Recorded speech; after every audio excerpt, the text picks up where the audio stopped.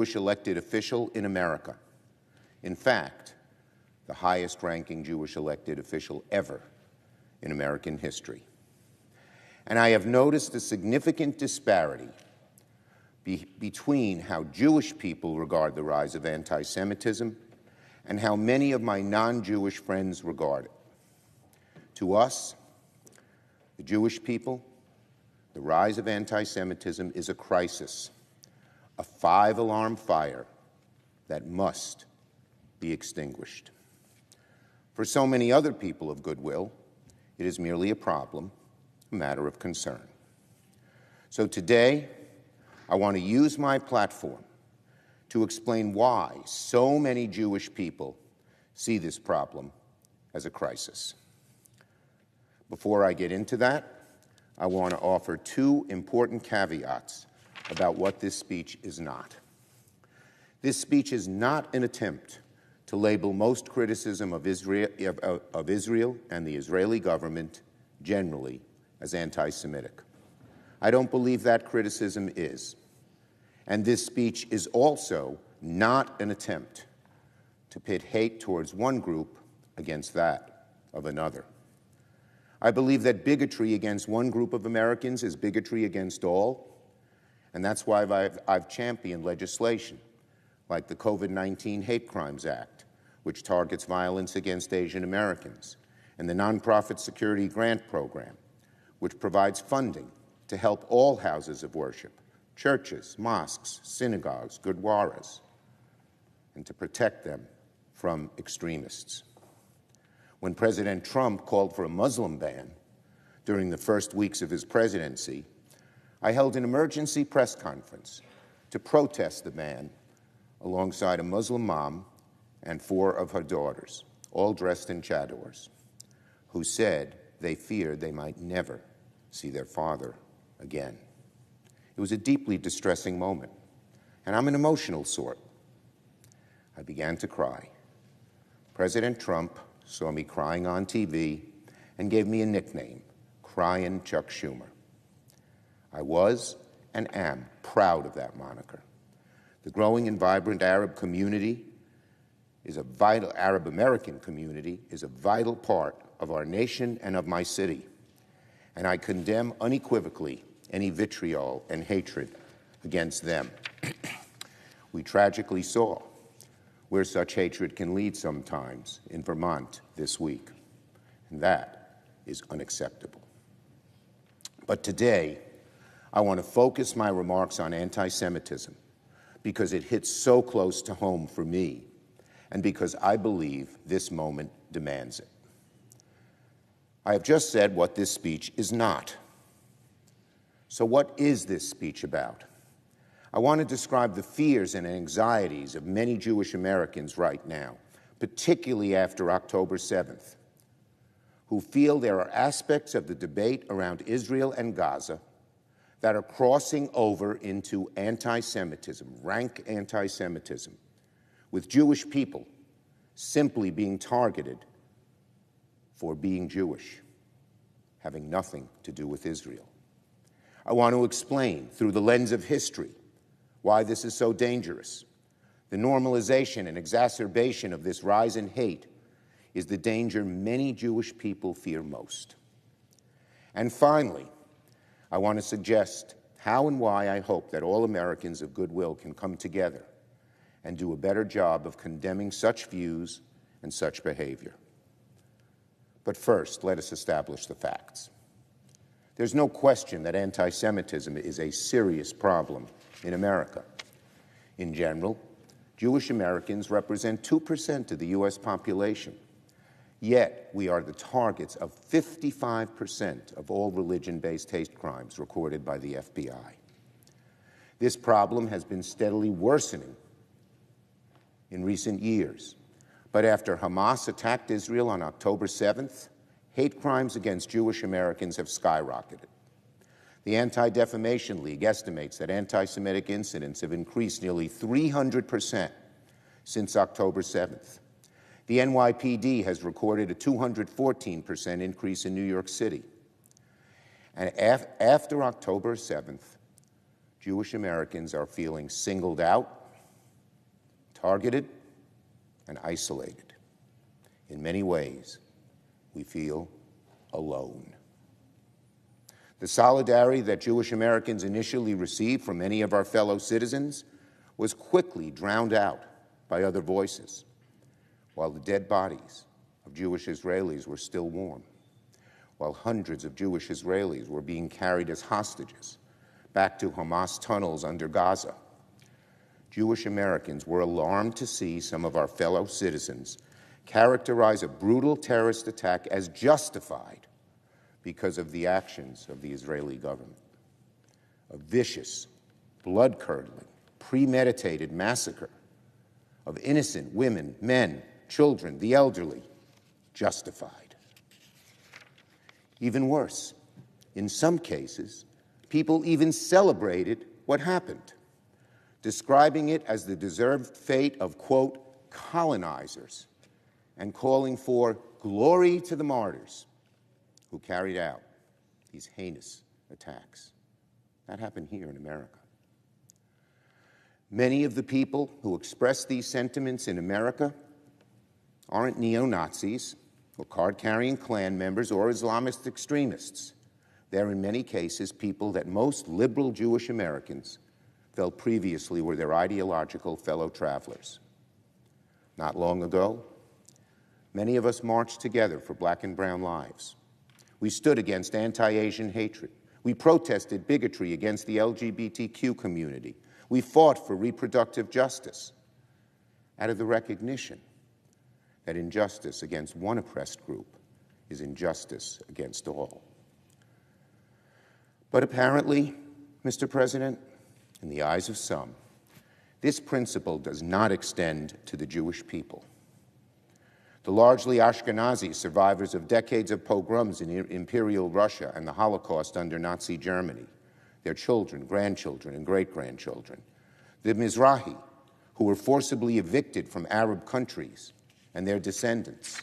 The many Sephardim, who were scattered across the Mediterranean after they were expelled from Spain and Portugal in the late 1400s. Do they not deserve the solidarity of those who advocate for the rights and dignity of the oppressed, given the long history of persecution of the Jewish people throughout the world? Many of those protesting Israeli policy note that at least 700,000 Palestinians displaced or forced from their homes in 1948, but they never mention the 600,000 Mizrahi Jews across the Arab world who were also displaced, whose property was confiscated, whose lives were threatened, who were expelled from their communities. The hope at the time was that there would be two states, a Jewish state and a Palestinian state, living side by side. The plan was for the state of Israel to absorb the Jewish people from Arab lands and the new Palestinian state to absorb the Palestinians who now lived in Israel. In fact, Israel did absorb the displaced Jewish people of Arab lands. But the Arab nations instead sanctioned the United Nations to set up refugee camps for the Palestinians, refusing to accept the possibility that any of them would ever be relocated.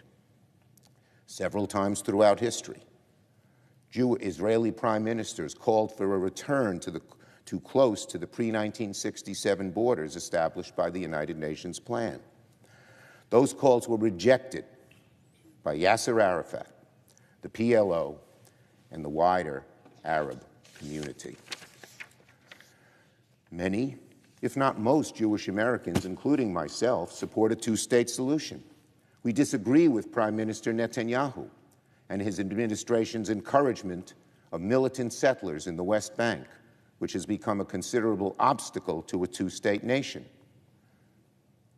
But the reason why I invoke history about the founding of the Israeli state is because forgetting or even deliberately ignoring this vital context is dangerous. Some of the most extreme rhetoric against Israel has emboldened anti-Semites who are attacking Jewish people simply because they are Jewish, independent of anything having to do with Israel. And those who are inclined to examine the world through the lens of oppressors versus the oppressed should take note that the many thousands of years of Jewish history are defined by oppression. From October 7th, 2023 in southern Israel, to 2018 at the Tree of Life Synagogue in Pittsburgh, to 1999 at the Los Angeles JCC, to 1986 at the Neve Shalom Synagogue in Istanbul, to 1974 at the Netev Meir Elementary School in Malot, to Yom Kippur, 1973 in the Golan Heights, to 1972 at the Munich Olympics in Lod Airport, to 1967 at the Straits of Tiran, to the 1940s and 30s in Germany and Central Europe, to the 1800s in the Pale of Settlement, to 1679 in Yemen, to 1492 in Spain, 1394 in France, to 1290 in England, to the Crusades in the Middle Ages, to 629 in Galilee, to the year 73 in Jerusalem, to 586 BC in Judea, to 722 BCE in Samaria, to the 13th century BCE in Egypt. The Jewish people have been humiliated, ostracized, expelled, enslaved, and massacred for millennia. To paraphrase lines recited every year, century after century at Passover Seder, this is the bread of affliction that our forefathers ate in the land of Egypt. In every generation, they rise up to destroy us. For Jewish people all across the world, the history of our trauma going back many generations is central to any discussion about our future. To many Americans, especially in our younger generation, too many Americans, especially in our younger generation, don't have a full understanding of this history. Because some Jewish people have done well in America, because Israel has increased its power and territory, there are people who feel that Jewish Americans are not vulnerable, that we have the strength and security to overcome prejudice and bigotry, that we have, to quote the language of some, become the, quote, oppressors. In fact, anti-Semitic conspiracy theories throughout the generations often theorize, often weaponize this very dynamic by pitting what successes the Jewish people have achieved against them and against their fellow countrymen. That's been throughout history. It's happening now. But for many Jewish Americans, any strength and security that we enjoy always feels tenuous. No matter how well we're doing, it can all be taken away in an instant. That's just how it is. We only have to look back a century, a few generations, to see how this can happen. Growing up, I remember my grandfather telling me that he rooted for Germany over Russia in World War I because Germans treated the Jewish people so much better than Russia did. In the early 1900s, German Jews were one of the most secure and prosperous ethnic communities in Europe. But in the span of a decade, all of that changed. When the Nazis first marched in the streets and held rallies decrying the so-called international financiers, war profiteers, communists, many Germans of goodwill either stayed silent or marched alongside of them, not necessarily realizing what they were aiding and abetting. But when Adolf Hitler took the podium just a few years later at the Reichstag, it was clear by then that the terms international financiers, war profiteers, communists represented the Jewish people, who Hitler called parasites, feeding on the body and productive work of other nations. By bits and pieces, the Nazis softened the ground rhetorically for what Hitler eventually stated was his true goal, quote, the annihilation of the Jewish race in Europe.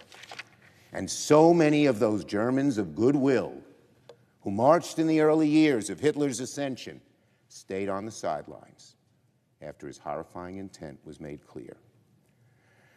The end result, as we all know, was the most targeted and systematic genocide in all of human history.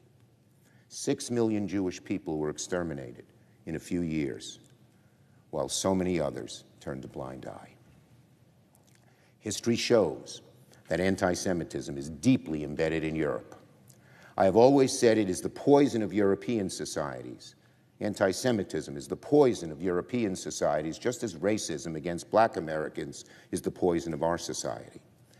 And while we're thankfully a far ways away from Nazi Germany today, this is why many people worry about the marches today, especially in Europe. What may begin as legitimate criticism of Israeli policy, or even a valid debate over other religious, economic, and political issues, can sometimes cross into something darker, attacking Jewish people for simply being Jewish. Obviously, many of those marching here in the U.S. do not have any evil intent.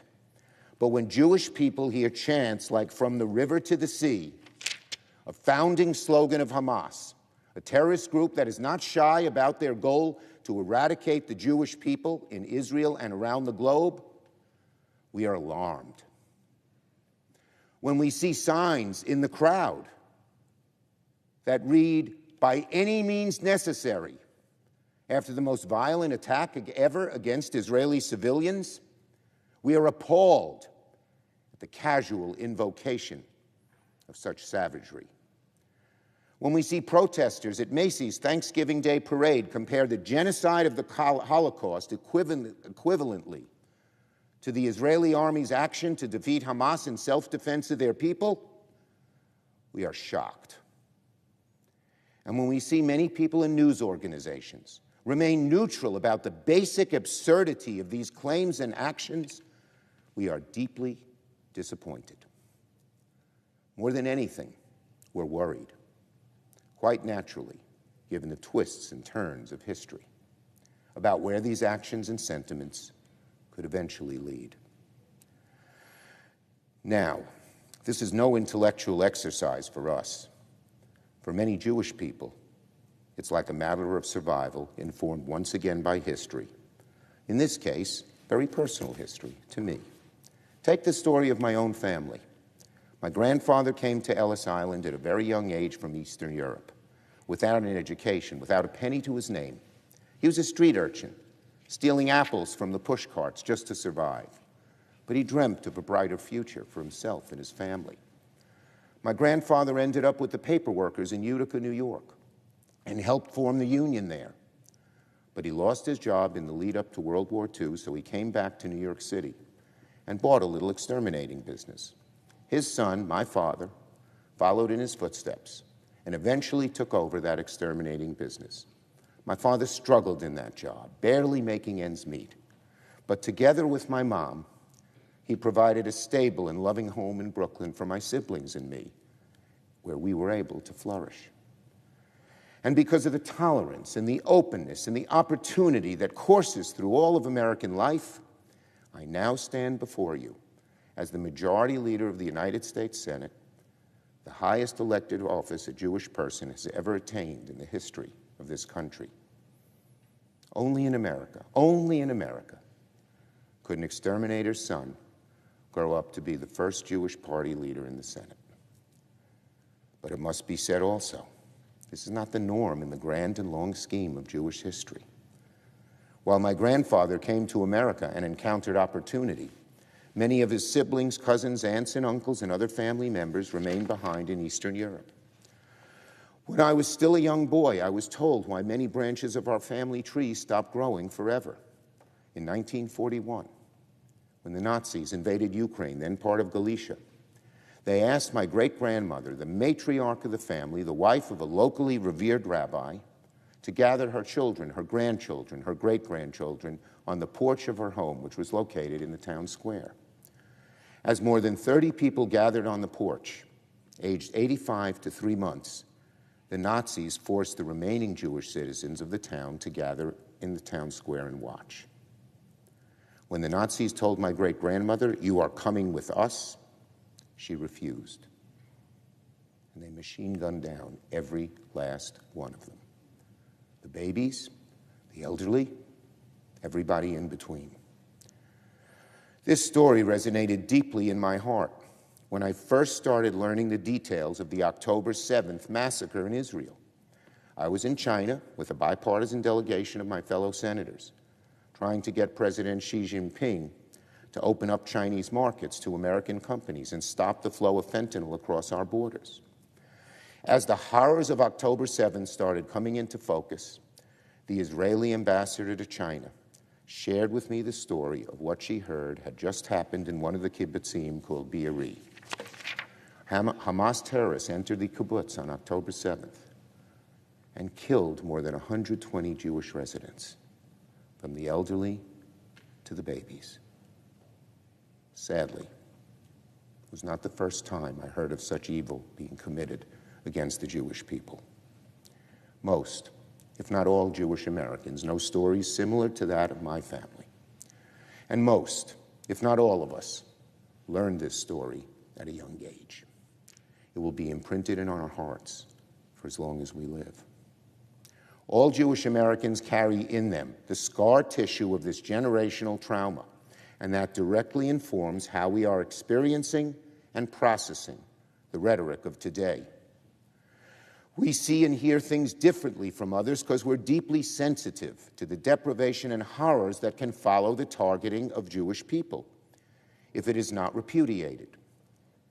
Which brings me back to today.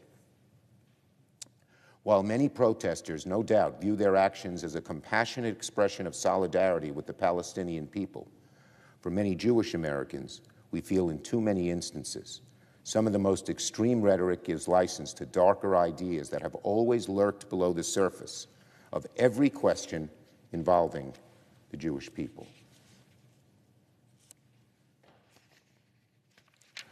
Anti-Semites have always trafficked in coded language, and action to define Jewish people as unworthy of the rights and privileges afforded to other groups.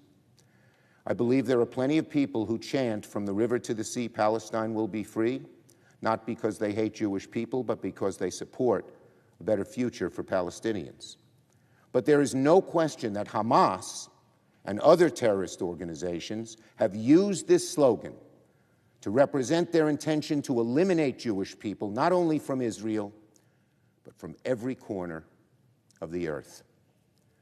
Given the history of oppression, expulsion, and state violence that is practically embedded in Jewish DNA, can you blame the Jewish people for hearing a violently anti-Semitic message, loud and clear, anytime we hear that chant? We shouldn't accept this sort of language from anybody, any more than we accept other racist dog whistles, like invoking welfare queens to criticize safety net programs, or calling COVID-19 the Chinese virus. And that goes for extreme right-wing Jewish settlers who also use deplorable language and who don't believe there should be any Palestinians between the river and the sea. Anti-Semites are taking advantage of the pro-Palestinian movement to espouse hatred and bigotry towards Jewish people. But rather than call out this dangerous behavior for what it is, we see so many of our friends and fellow citizens, particularly young people who yearn for justice, unknowingly aiding and abetting their cause. And worse, many of our friends and allies whose support we need now more than ever during this moment of intense Jewish pain have brushed aside these concerns. Suddenly, they don't want to hear about anti-Semitism or the ultimate goal of Hamas. When I've asked some of the marchers what they would do about Hamas, they don't have an answer. Many don't seem to care. And so Jewish Americans are left alone, at least in our eyes, to ponder what this all means and where it could lead. Can you understand why the Jewish people feel isolated when we hear some praise Hamas and chant its vicious slogan? Can you blame us for feeling vulnerable only 80 years after Hitler wiped out half the Jewish population across the world, while so many countries turned their back? Can you appreciate the deep fear we have about what Hamas might do if left to their own devices? Because the long arc of Jewish history teaches us a lesson that is hard to forget. Ultimately, we are alone. As a teenager, growing halfway across the world from Israel in Brooklyn during the 50s and 60s, I remember this feeling of aloneness myself. When many of the world's airlines boycotted Israel so that they could maintain business with the Arab world, I admired Air France as a little boy because only they would fly to Israel. I preferred to drink Coca-Cola to Pepsi because Coca-Cola did business in Israel and refused to participate in a biased boycott. Later, I remember in June of 1967, walking in solitary silence to class in Madison High School with a transistor radio held to my ear, listening to the news reports about the Six-Day War and praying to God that Israel would survive. On top of feeling alone, the second dominant feeling that Jewish people have endured throughout history has been the sting of the double standard, which is the way the world has practiced anti-Semitism over and over again. To the Jewish people, the double standard has been ever present and is at the root of anti-Semitism. The double standard is very simple. What is good for everybody is never good for the Jew. And when it comes time to assign blame for some problem, the Jew is always the first target. And in recent decades, this double standard has manifested itself in the way much of the world treats Israel differently than anybody else. The double standard was made clear to me when I was in college. I remember the day when the great and articulate Israeli ambassador to the United Nations, Abba Eban, was invited to come lecture on campus while the Students for Democratic Society and the Progressive Labor Party were waging a campaign against Israel's right to exist. 2,000 people gathered in a large auditorium to see Ambassador Eban, and the members of the SDS-PLP sat in the gallery and hung a banner saying, "Fight the Zionist imperialists." When the members of the SDS and the PLP tried to shout him down, Eban pointed his finger to the protesters in the gallery, and with his Etonian inflection, he calmly but strongly delivered a statement I will never forget, and that I will paraphrase to now. He said, "I am talking to you up there in the gallery. Every time a people gets their statehood, you applaud it. The Nigerians, the Pakistanis, the Zambians, you applaud their getting statehood. There is only one people, when they gain statehood, you don't applaud, you condemn it, and that is the Jewish people. We Jews are used to that," he said. "We have lived with a double standard throughout the centuries. There were always things the Jews couldn't do. Everyone could be a farmer, but not the Jew. Everyone could be a carpenter, but not the Jew," he said. "Everyone could move to Moscow, but not the Jew. And everyone can have their own state, but not the Jew. There is a word for it," he said to them. "That is anti-Semitism, and I accuse you in the gallery of it." And the protesters slinked off. This double standard persists in America today, and it is once again leaving Jewish people feel isolated and alone. In the immediate aftermath of October 7th, an attack on defenseless civilians, the elderly, women, babies, a good number of people skipped over expressing sympathy for its victims in their haste to blame the attack on the past actions of the Israeli government. Can anyone imagine a horrific terrorist attack in another country receiving such a reception? And when Hamas terrorists actively hide behind innocent Palestinians, knowing that many of those civilians will die in the Israeli response, why does the criticism for any civilian death seem to fall exclusively on Israel and not at all on Hamas? My heart breaks for the thousands of Palestinian civilians who have been killed or suffering in this conflict, so many children. And I have urged the Israeli government to minimize civilian casualties on many occasions. But by committing such heinous atrocities on October 7th, before sneaking back into their tunnels underneath hospitals and in refugee camps in Gaza, Hamas has knowingly invited an immense civilian toll during the war, exploiting the double standard that so much of the world applies to Israel. Of course, let me repeat, that does not relieve Israel of the responsibility to protect innocent Palestinian lives. And I've been among the first to tell Israeli leaders they must act according to international law. I'm also fighting for critical humanitarian aid for Palestinians that this Senate, under my leadership, is working to deliver. So, I rise in this chamber today. I am speaking up to issue a warning informed by lessons of history too often forgotten. No matter what our beliefs, no matter where we stand on the war in Gaza, all of us must condemn anti-Semitism with full-throated clarity wherever we see it before it metastasizes into something even worse. Because right now, that's what Jewish Americans fear most. The spike in anti-Semitism we're experiencing right now in America began after the worst instance of violence committed against Jewish people since the Holocaust. The vitriol against Israel in the wake of October 7th is all too often crossing a line into brazen and widespread anti-Semitism, the likes of which we haven't seen for generations in this country, if ever. Which is why we need to name it clearly anytime we see it. After October 7th, when boycotts were organized against Jewish businesses in Philadelphia that have nothing to do with Israel, that is anti-Semitism. After October 7th, when swastikas appeared on Jewish delis on the Upper East Side, that is anti-Semitism. After October 7th, when protesters in California shouted at Jewish Americans, "Hitler should have smashed you," that is anti-Semitism.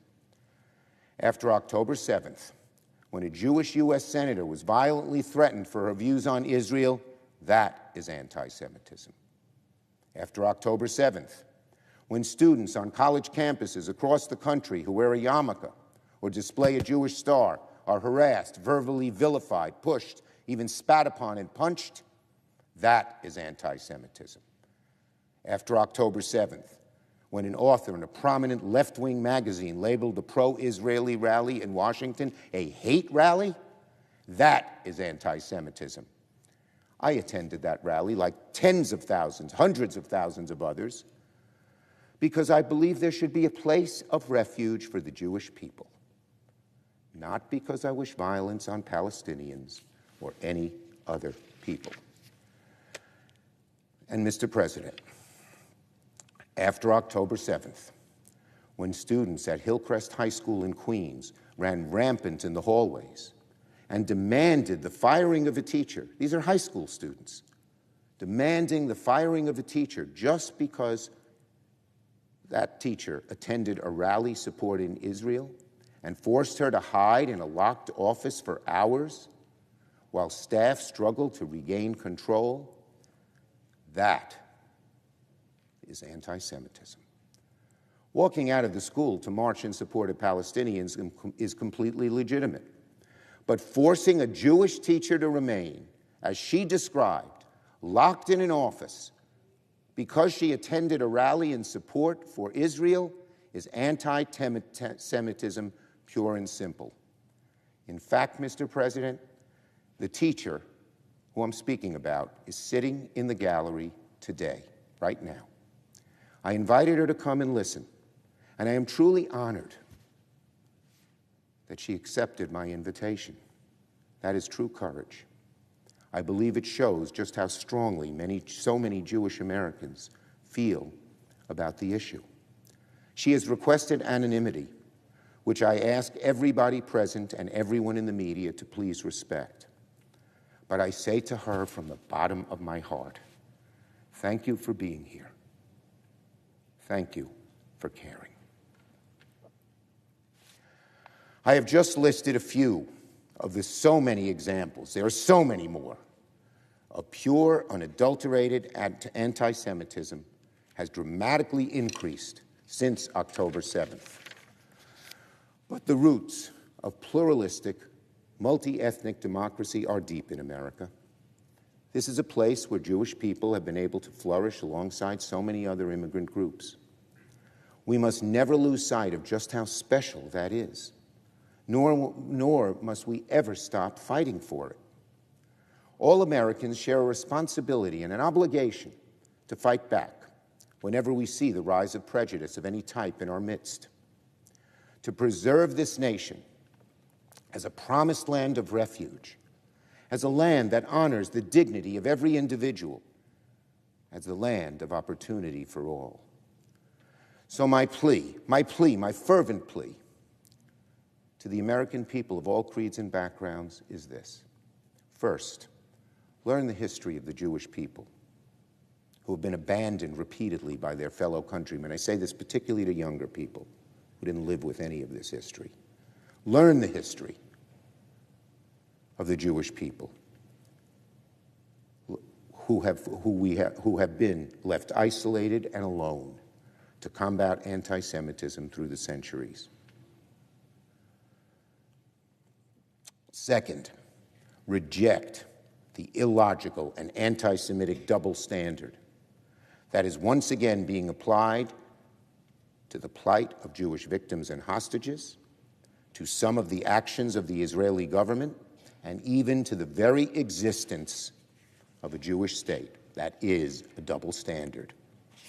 There's no ducking from it. Third, understand why Jewish people defend Israel, not because we wish harm on Palestinians, but because we fear a world where Israel is forced to tolerate the existence of groups like Hamas that want to wipe out all Jewish people from the planet. Some of us watched this film, which the public can't see, which showed the brutality and viciousness that every Israeli citizen and every Jew feels. We fear a world where Israel, the place of refuge for Jewish people, will no longer exist. If there is no Israel, there will be no place for Jewish people to go when they are persecuted in other countries. As an adult, I remember watching my grandfather, one of the few in his family to survive the Holocaust, being overwhelmed by emotion and breaking down in tears when he saw Israel for the first time. This had nothing to do with politics or with money or with racism or with oppression. It was deeply human. The emotional catharsis of a man whose family was uprooted and exterminated, finally stepping foot in the place of refuge for his people, a place that the Jewish people had yearned for, not just for decades or centuries, but for millennia. So many of my aunts and uncles and cousins and nieces and nephews would be alive today had Israel existed before World War II, as I said before. Many Jewish Americans fear what the future may bring, based on the repeated lessons of history. Many Jewish Americans see clear anti-Semitism in the double standard that is being wielded by too many opponents of Israel. And we see it in attacks on Jewish people for simply being Jewish, apart from having anything to do with Israel. And maybe worst of all, many Jewish Americans feel alone to face all of this, abandoned by too many of our friends and allies in our greatest time of need, as anti-Semitic hate crimes skyrocket across the country. I implore every person, every community, every institution to stand with Jewish Americans, not to ignore it, not to shrug your shoulders, to denounce it, anti-Semitism in all its forms, especially the double standard that has been wielded against the Jewish people for generations to isolate us. The time for solidarity must be now. Nothing less than the future of the American experiment hangs in the balance. Building a more perfect union, one that fulfills our founding ideals, is our longest and most solemn struggle as a country. And as Americans, we are called on to do all we can to achieve that higher standard.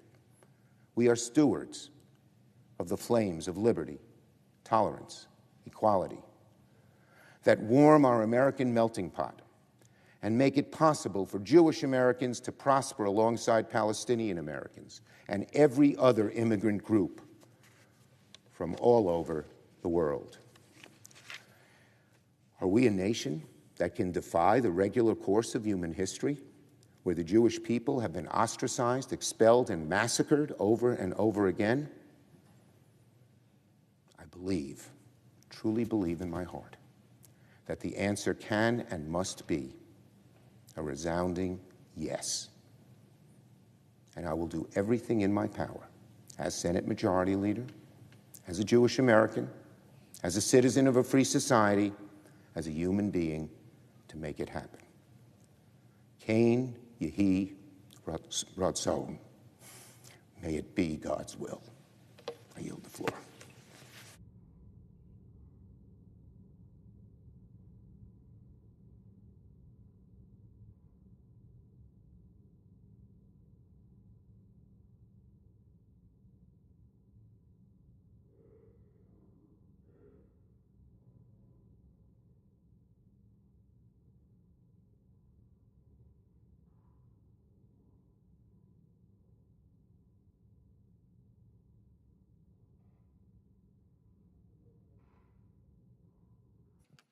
Clerk will call the roll. Ms. Baldwin.